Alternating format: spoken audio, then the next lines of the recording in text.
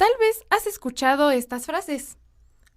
A la madre, hoy en su día le canto con alegría, brindando y festejando con agüita de sandía.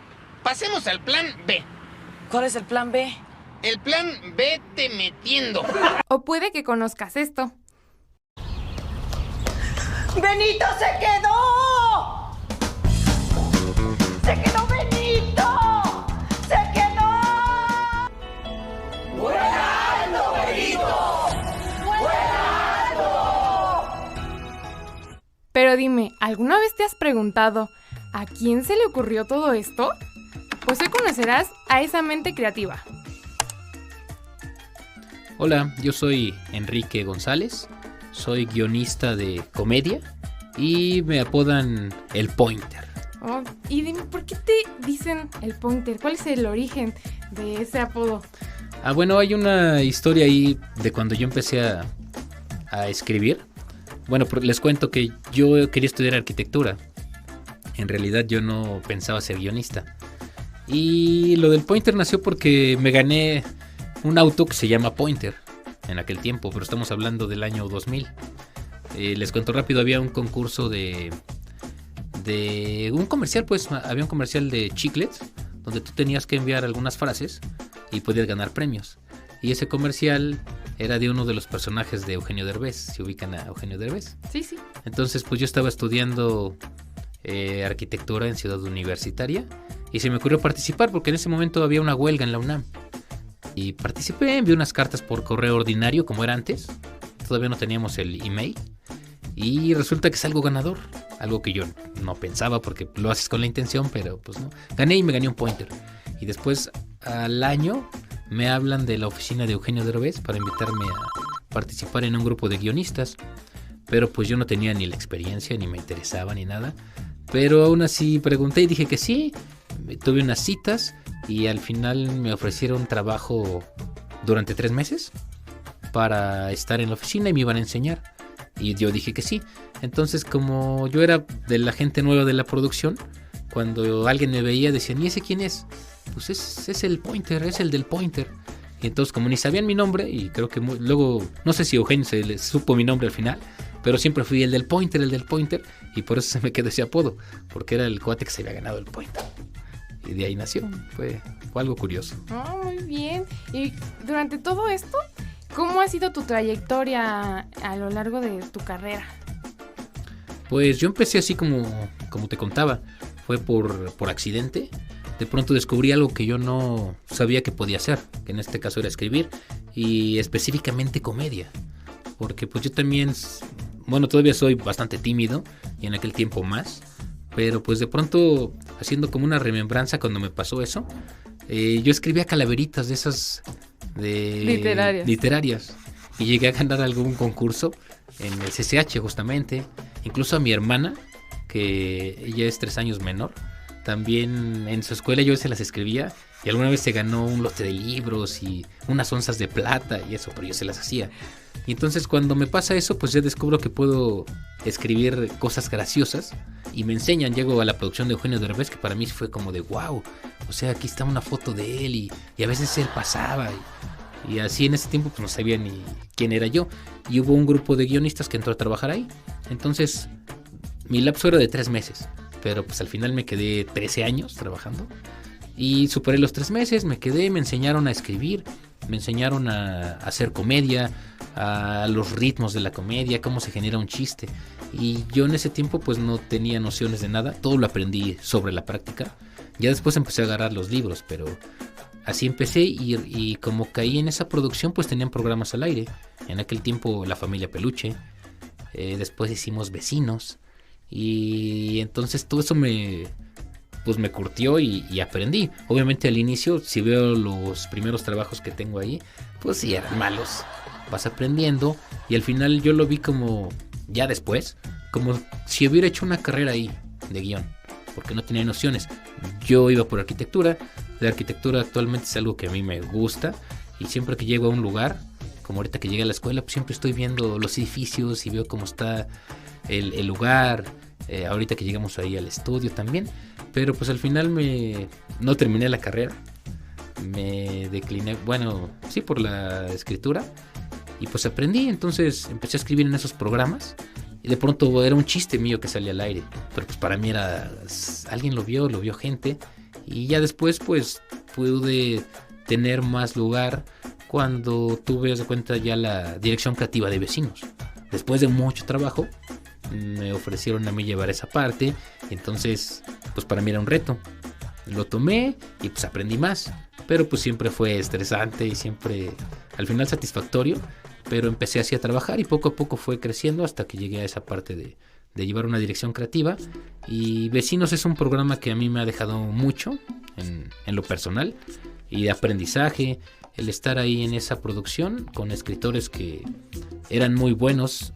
Uno de ellos que recuerdo era Gus Rodríguez, ya falleció, pero pues de ellos yo aprendí muchas cosas, entonces eso a mí me sirvió para hacer lo que hago ahora.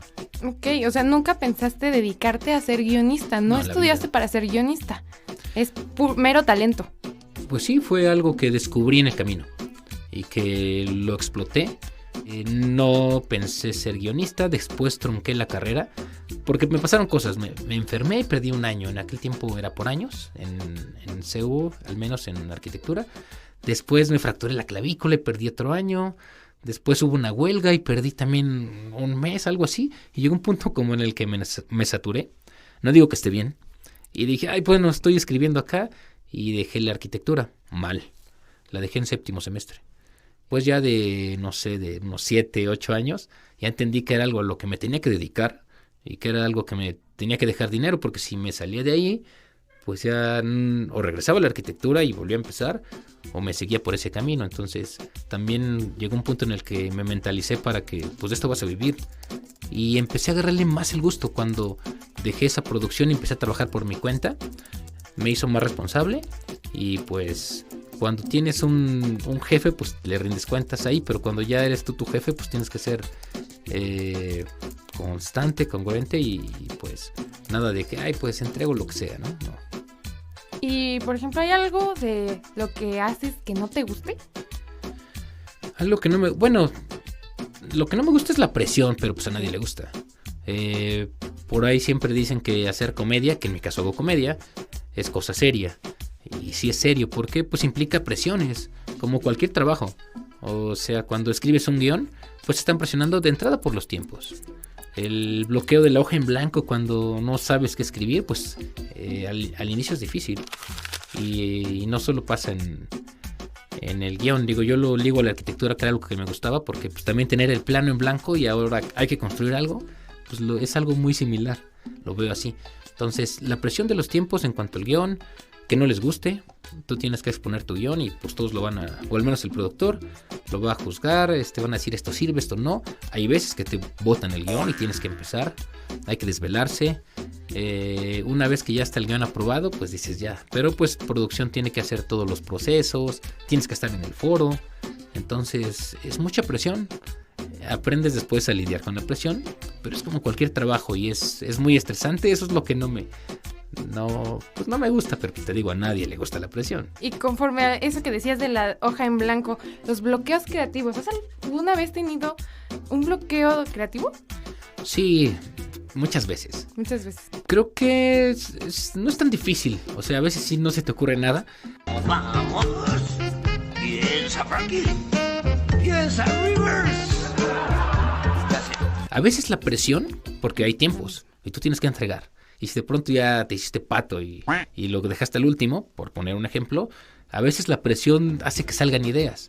A veces hay que... Bueno, a mí me funciona, por ejemplo, si es cierto tema, de pronto escribir en hoja en blanco para dónde puede ir, qué personajes pueden ser, qué cosas pueden pasar, o chistes que se me van ocurriendo, los voy anotando.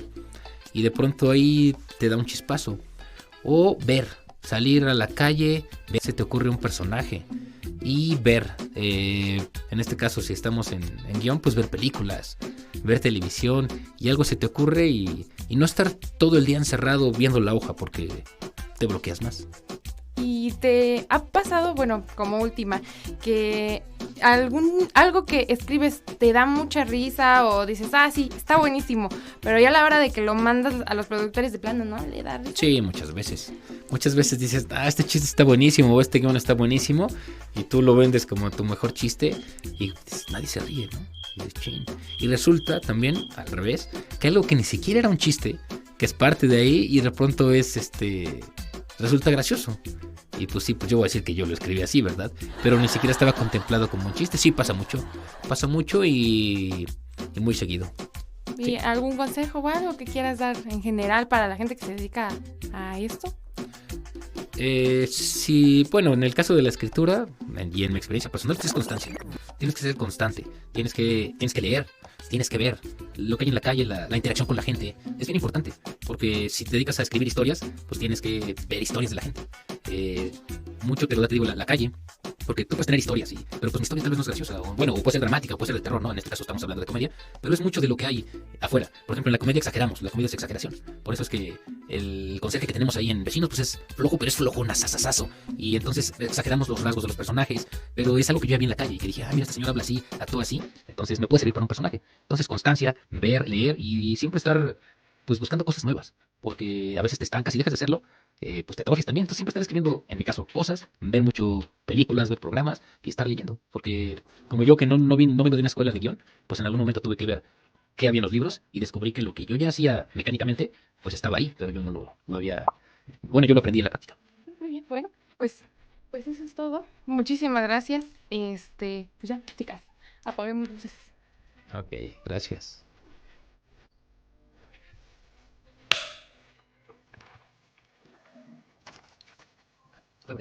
Fue breve. Espérenme. Una más, por favor. Una más. Para última. Una más. Dime, creo que es pregunta muy importante. Si regresaras en el tiempo, ¿volverías a ser guionista? ¿Te dedicarías de nuevo a lo que haces? Yo creo que sí. Sí. Yo creo que sí, pero si regresara al tiempo y estuviera consciente, me prepararía más para llegar a ese punto. Ok, ahora sí. Exacto, fue casualidad y estoy orgulloso de lo que he podido hacer, de que de pronto la gente vea cosas que haces en televisión, ahora en internet porque ya los pasan ahí, pero sí lo haría. Sí, Pero tampoco dejaría de asombrarme la arquitectura, que es algo que me apasiona. muy bien. Pues ahora sí, muchísimas gracias por brindarnos este tiempo para conocer más de ti. No, gracias a ti, gracias a ustedes y a todos los que están aquí en cabina apoyándonos. Un placer. Muchas gracias. Ay, ya está grabando. Y bueno. Sí, bueno. Uno, dos, Hola, Yami.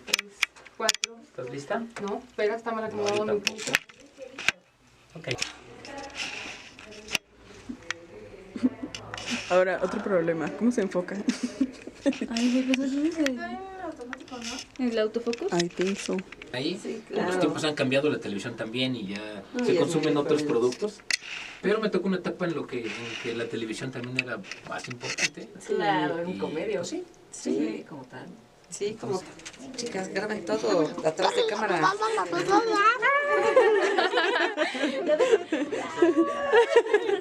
Me siento porque se le entumieron.